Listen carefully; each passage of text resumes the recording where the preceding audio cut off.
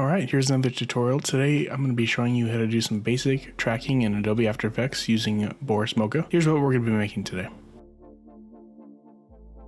Okay, so I got my footage in here. Got this from pexels.com. And I figured it was a nice little clip we could use. And what we're going to do is we are going to track the position of basically anything in the scene, but I'm going to choose her head. So we got a long piece of footage. So I'm going to go in here and bring this into a new composition. And I'm going to find the part that I want to track. I don't want to have to deal with this whole entire thing. So looking for the most movement in the clip, I'm going to hit B to start. She kind of moves around there and then moves back. So hit N. So this is our in and out. So right click, trim comp to work area. So now we just have the piece of footage that we actually want to track. Okay, so our composition's in here. Move this over to comps, and we are going to hit enter and rename it master comp. So master comp, that's where we're at. So select your footage, and we're going to hit Control or Command Shift C. I'm going to pre-compose it, move all attributes, and we're going to call this footage pre-comp. Okay, and footage pre-comp can go into the pre-comps folder, stay organized. Okay, so first things first, we're just gonna start tracking. Let's go into Effects, Animation, Track in Boris FX Mocha. It's gonna bring it up, hit the big old Mocha sign, close it down. Okay, so footage is in here. This is gonna look really complicated at first. If you've never opened this before, totally fine. You don't need to worry about most of the stuff that's on the screen. So we are gonna go over here. We're gonna pick the spline tool, and we are just going to draw click and click and click and draw a circle around her head. More of these does add more tracking, but it also adds more time it's going to take to think. And we're going to go down here, and we don't need to worry about shear, rotation, or scale. We're just worrying about translation. So that just means we're going to only worry about up and down, left and right. We're not going to worry about anything else. And if your screen doesn't look like my screen, they have this little toggle down, which brings up different layouts. So if yours looks different, I have mine on classic because I prefer it that way. That's how I learned. Now that we have that drawn, we go to the track. We go to the tracker tabs down here, and we're going to hit track forwards. And we're going to keep an eye on it. And ultimately, I try not to touch it a whole lot, but whenever you have a dip like that, what we're going to do is we're going to select these points and adjust it. And what it's going to do is it's going to take the tracking data it's already done and add our subtle changes to it. So you don't want to click this and move this because that'll mess everything up. You want to select an empty space inside of here and highlight all of your pieces and just slightly move it over, kind of keep her more centered. So right now we have a keyframe at the beginning and we have a keyframe right here, and it has all its tracking in between this.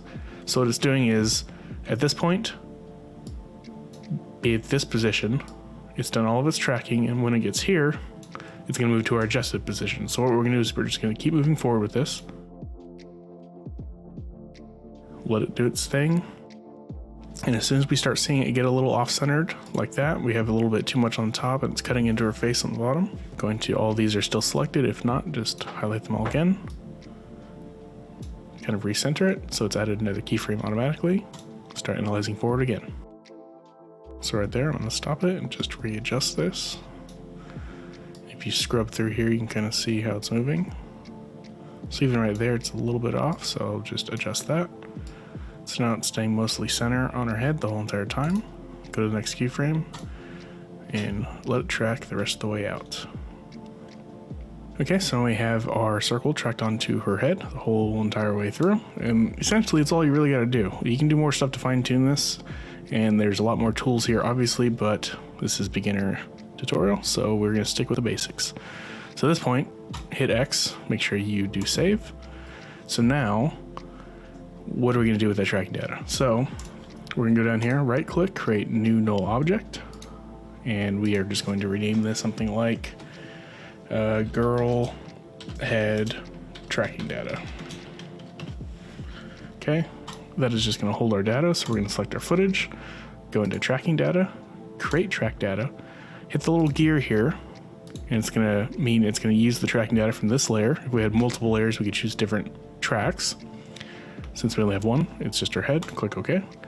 load it in here. And so now export option, we want to use transform and select the layer we want to go to is girl head tracking data and hit apply export. So now you can see it's applied that to the null and it's basically into the center of her head. And if you select the null object and hit U, it's going to bring up all your keyframes.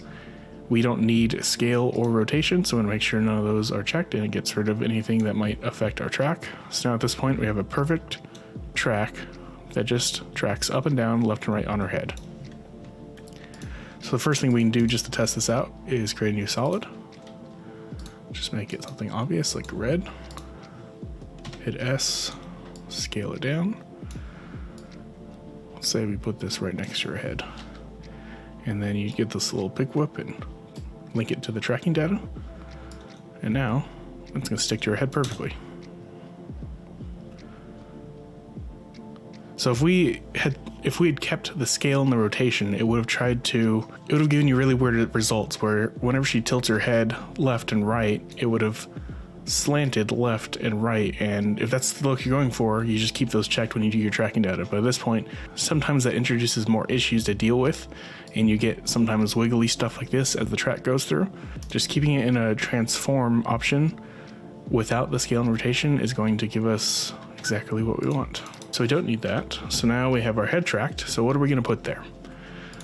Let's go in here and pre-comps and make a new comp. And let's call this speech bubble.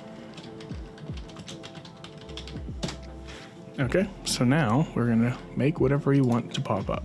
Okay, so what we're going to do here is go to the ellipse tool and we are going to double click it.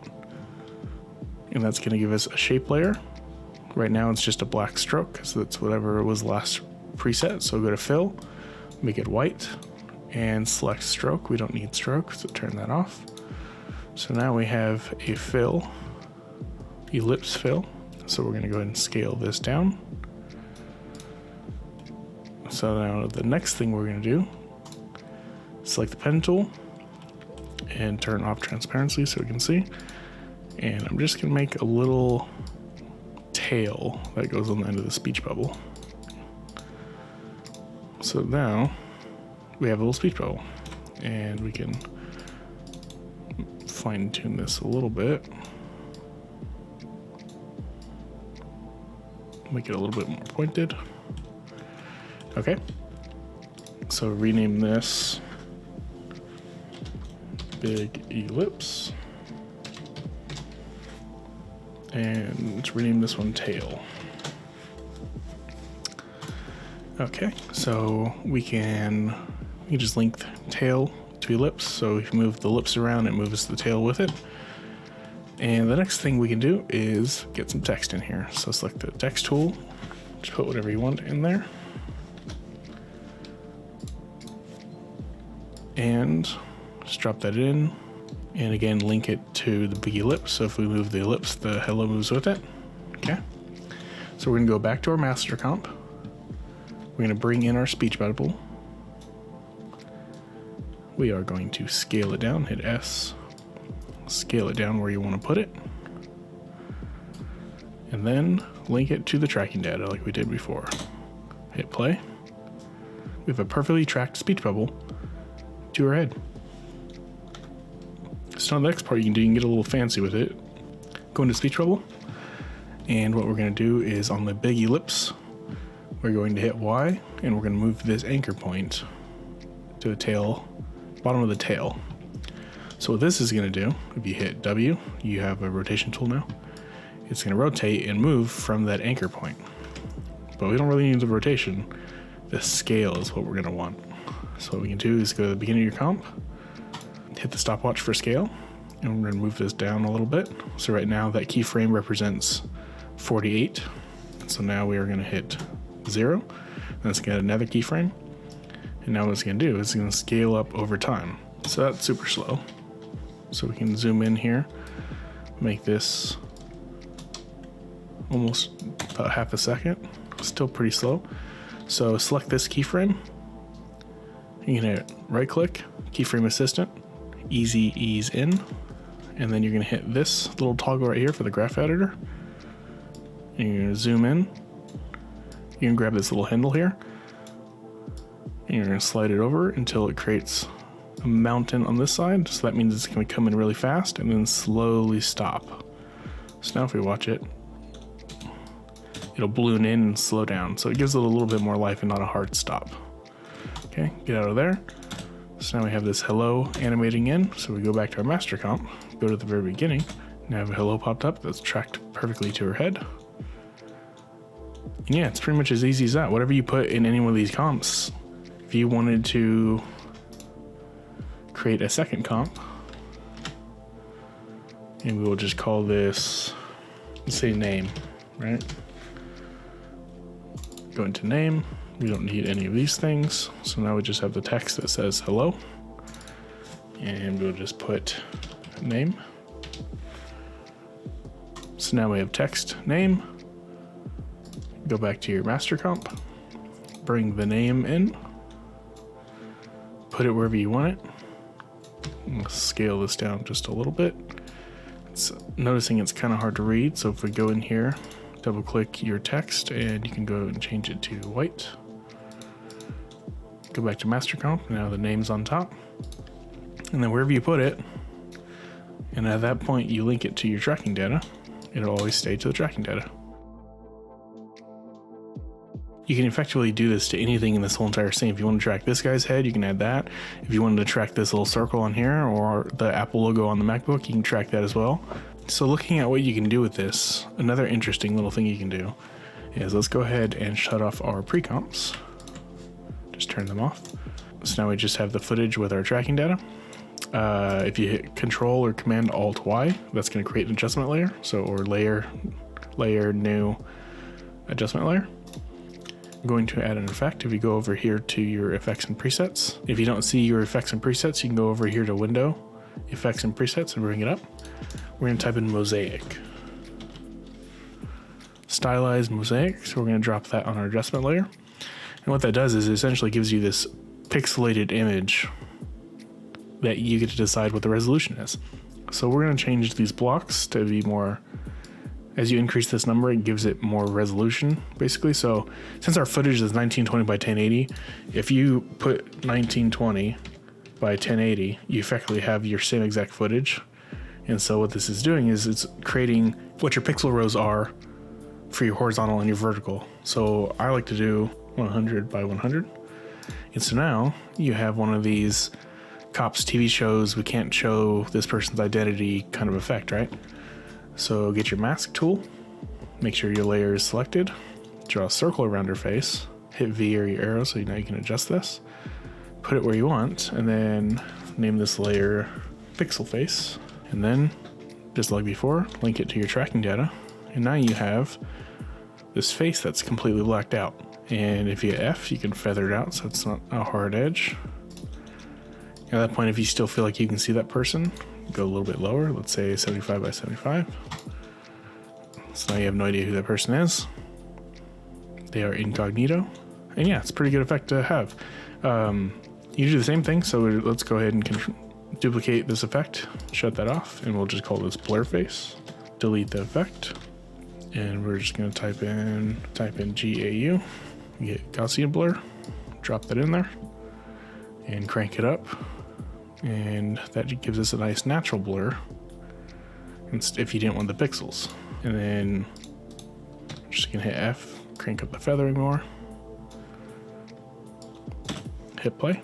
This is a super powerful tool you can have in your back pocket, super minimal. You mostly let the computer do what it needs to do, and then you get to have a little fun. You get to add stuff to it, you get to blur stuff out. So this is a really good way of looking at what you can use, what you can do with one effect. Where we started with a speech bubble, that's a cool little thing you can do. Or if you want to just go track someone's name over the top of their head, or if you don't want to do that, then you can do the pixelize or the blur out. It all stems from getting a really good track on your footage. Let me know if you have any questions in the comments below. I look forward to seeing what you guys come up with.